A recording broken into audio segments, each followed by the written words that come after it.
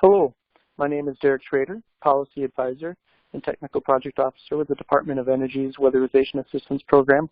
And this is a short webinar to discuss the optional health and safety plan template that was created by the Department of Energy to help streamline the process of submitting your health and safety plans.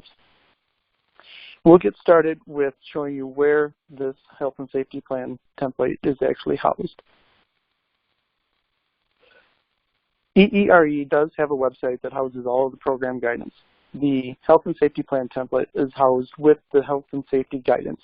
On the screen shown in front of you is the link that would take you directly to the program guidance. Often folks are directed to WAP Tech, but for the most up-to-date program guidance, we do ask that you use the EERE website, and that is displayed here on the screen right now. I will leave this up for a couple of additional seconds to allow you to write this down.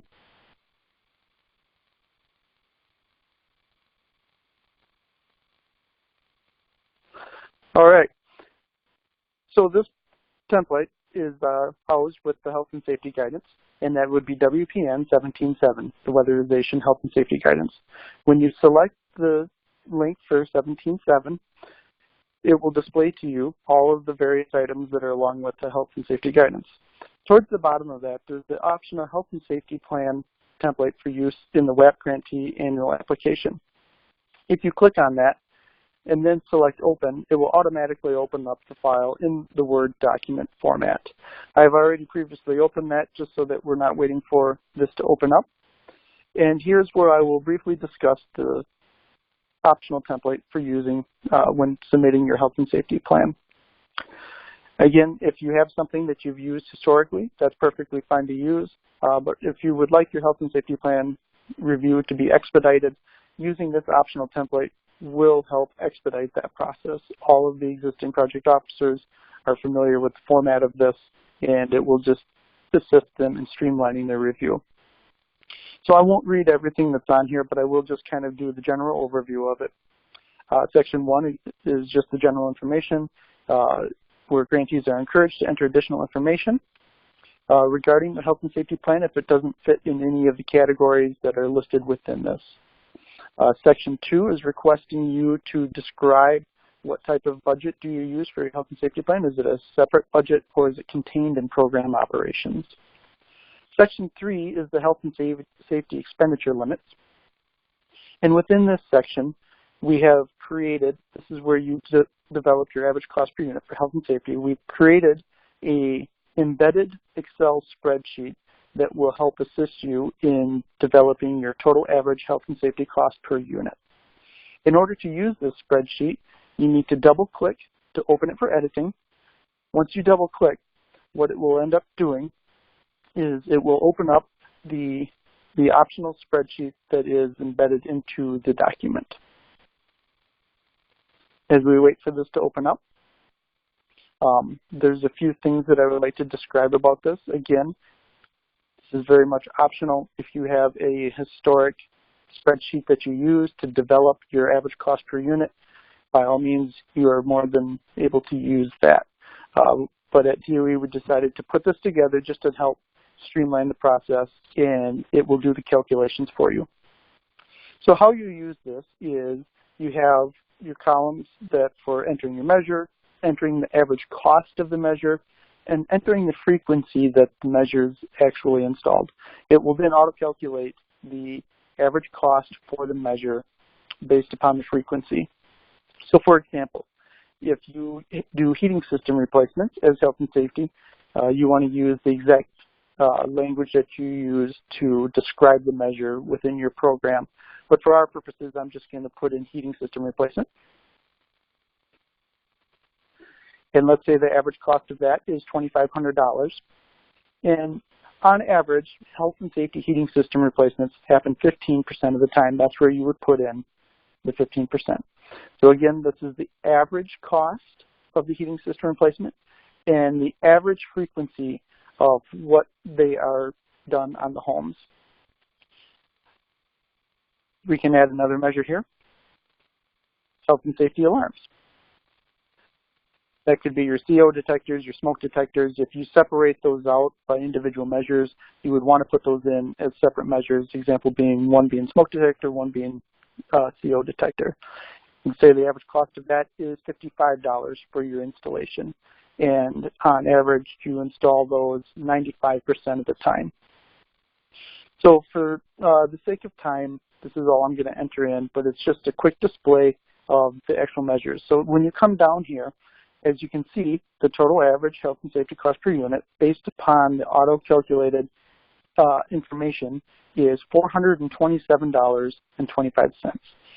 If you want the requested health and safety percentage per unit, there's a few other items that you have to enter in. First is the estimated production, and you can use this off of what you indicate to us in your annual plan. And for purposes, I'll just put in 550 units. And then your estimated program operation budget. For this purpose, I'm just going to put in $2.5 million.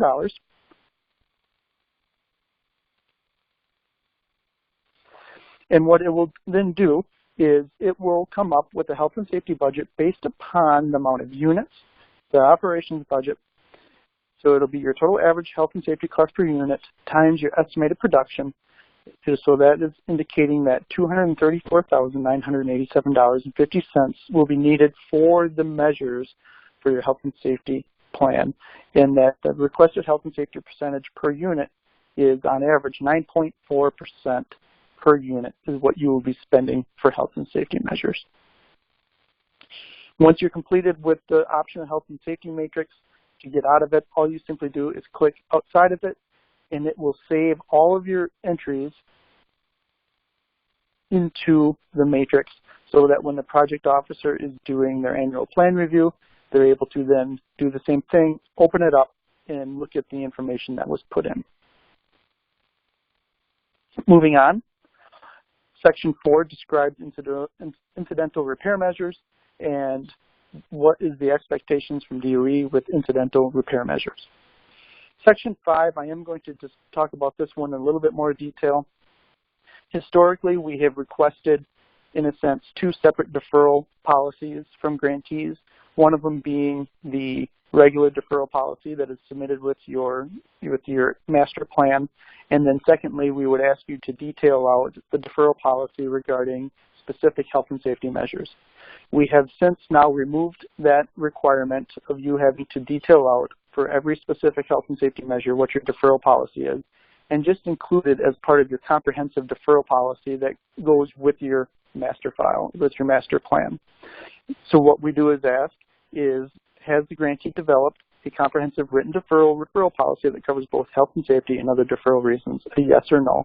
And then where can this referral policy be accessed?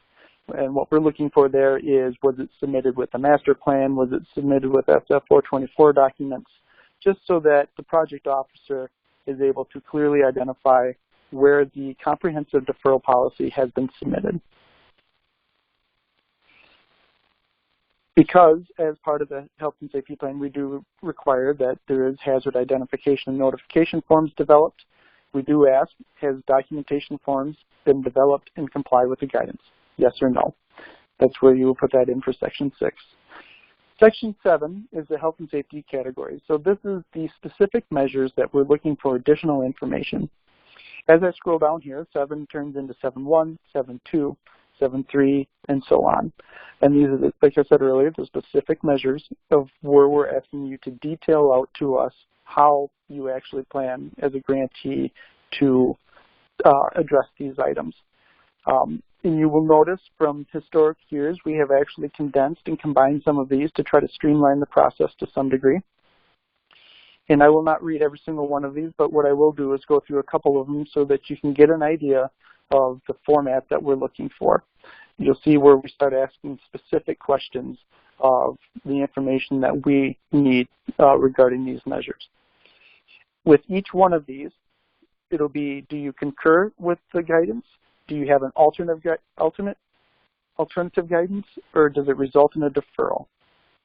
And then some of these is air conditioning an unallowable measure, or is heating an unallowable measure based upon the geographic location that you serve? We're also looking for, in each one of these, what type of funding are you going to be using? Are you going to be using DOE, LIHEAP, state, utility, or other funding? As we move down, and this is still specific to air conditioning and heating system, you can see where we start asking very specific questions of how you plan to address these actual measures. Example being for air conditioning, we're looking for how do you address unsafe or non-functioning primary heating and cooling systems? How do you address unsafe or non-functioning secondary heating systems, including unvented secondary space heaters? Indicate documentation required for at-risk occupants. What we're looking for there is, are you requiring some type of doctor's certification indicating that the individual requires this system to be installed for their health and safety? What are the testing protocols, client education, and training? How are you training your staff and or your subcontractors to deal with these specific measures? As we move down, you can see the measures, for the most part, look very similar to historical years, but we have tried to condense, as mentioned earlier.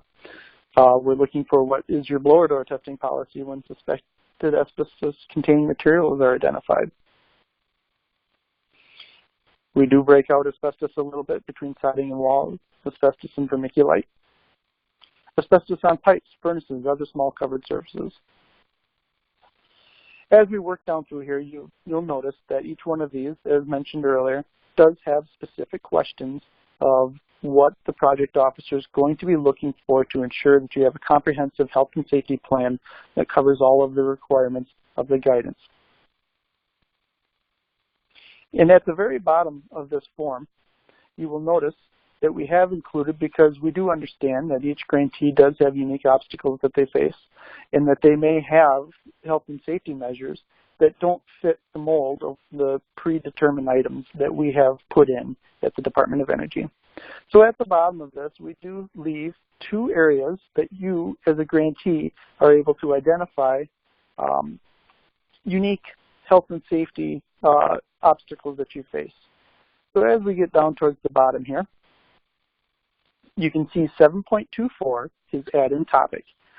And this is where you would be able to put in what the topic perhaps may be. So all you would do is you type in over the information that's there.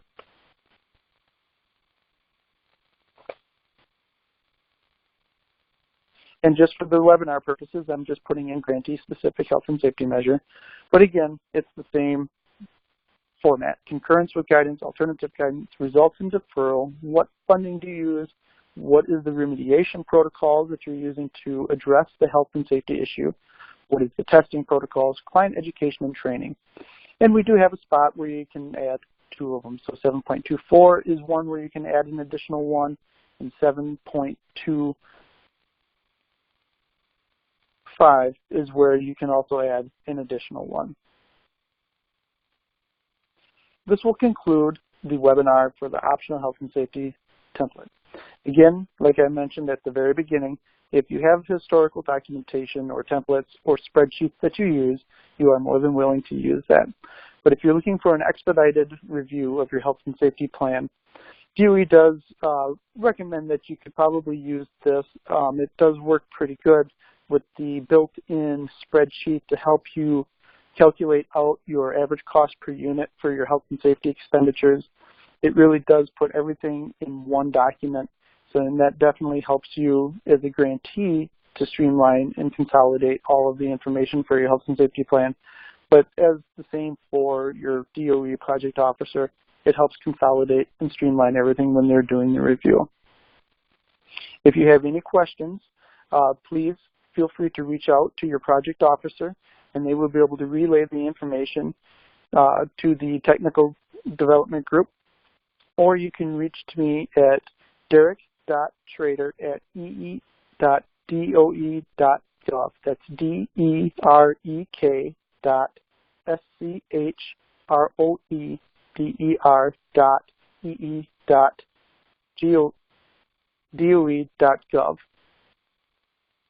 Thank you again, and I appreciate everyone's hard work and dedication to this program. If it wasn't for you, this is what makes the program work and makes it efficient.